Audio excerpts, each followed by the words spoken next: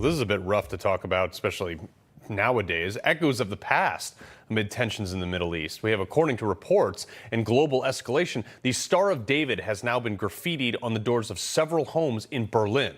Now, 4 cases have been reported to German police in recent days, escalating concerns about the safety of Jewish people in the German capital.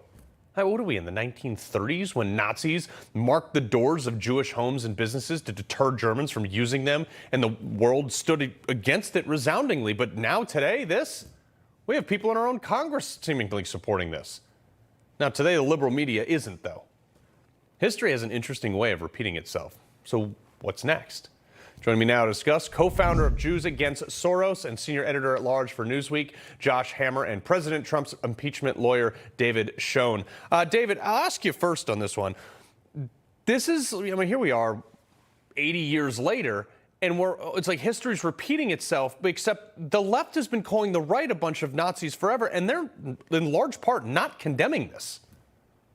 Yeah, the anti-Semitism that we've seen from the far left, what I call the hate squad, others call the squad, it's really unprecedented in Congress. And fortunately, we saw the administration bending over to appease them, at least earlier. I'm hoping that shifted a little bit. There have been some condemnations of statements by Tlaib and Omar and AOC that have been really beyond the pale. What we're seeing on college campuses is absolutely outrageous.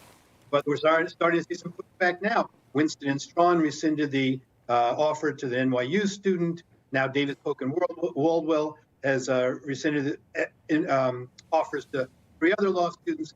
So there's some sensibility coming, it seems, but it's a very scary situation. We just had at Emory University a professor in the cancer department who was putting things out on an open Facebook page that not Hitler had it right, pay for slaughter is right, Hamas, so on and so forth. She was just put on administrative leave, but only because people spoke up. That's shocking to me. But Josh, this is something that's like a massive step back in history. And yet I'm sitting here just like looking at this. I'm like, how did we get here? And this is, look, there's been some anti-Semitism from the left in the past, but nothing to this level. Yeah, Carl, how do we get here is the question that I have found myself asking time and time again over this past week and a half, as we have seen the most vicious and vile things being said by people in this country and, frankly, all around the world. I mean, we don't even have to go all the way to Germany. What's happening here is clearly deplorable and should be condemned by every decent human being alive. But I saw just this morning that the iconic 2nd Avenue Deli, the kosher deli in Manhattan, was graffiti with a swastika. I mean, I saw that just this morning. I mean, this is happening everywhere. We saw people in the iconic Sydney Opera House, a huge gaggle of Muslim extremists who were there a week ago chanting, "Gas the Jews." I saw another video at the University of Pennsylvania, one of our most prestigious institutions. People marching, saying, "Genocide the Jews," clapping. I mean, this is not funny. Like this is not games here. If you want to have a civil debate with me about what the proper capital gains tax rate should be, or whether the gestational limit for abortion should be 6, 12, 15 weeks, that's fine. But we're talking here about whether me, David, my fiance, my family, and my future in-laws have a right to live. I am not going to debate you on that. These people should be shamed and blacklisted from all of polite society. This is not within the Overton window of respectful debate. Well, David, you brought up earlier about how some of these law students are having their employment contracts or employment acceptance rescinded. I think this is a good thing. The doctor, too, there was serious concerns that doctor was asked, like, hey, if you had a Jewish patient, would you care for them in the same way you were? And they couldn't confirm that she would, so she was let go. But on the same thing, are we coming to a turning point now where the left is actually being canceled for their hateful rhetoric finally?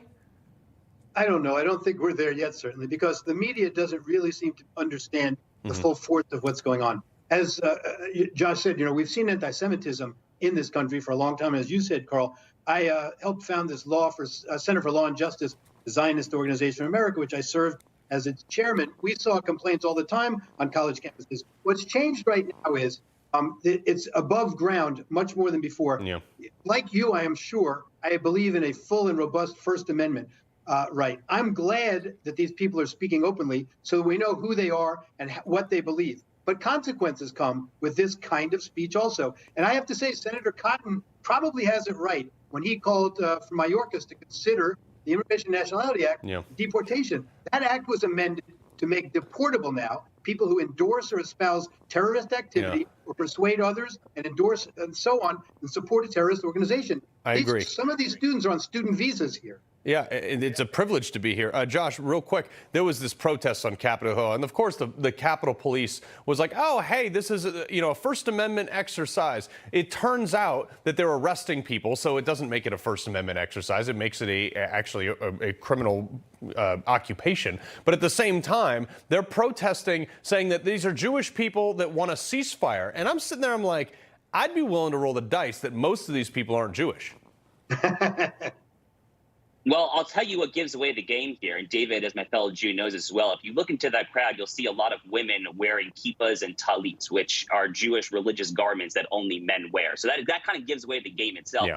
To the extent that these are Jews, these are self-hating Jews from far-left extremist groups like If Not Now and JVP, Jewish Voices for Peace, which are essentially pro-terrorist organizations. They are indistinguishable from non-Jewish groups like BLM and the DSA, groups like that. So these people might think that they are Jewish. They might be kind of putting on this charade that they are Jewish. They do not speak for anyone with a modicum of dignity. In World War II, we called these people capos, Carl. Yeah. These were the Jews who would turn over their fellow Jews to the Nazis. Well, and it's kind of like, the way I see it is like, if they're saying that these Jewish people are for Hamas or Palestine, which Palestine elected Hamas to be their leaders, it's like chickens for Chick-fil-A. It doesn't make any sense to me.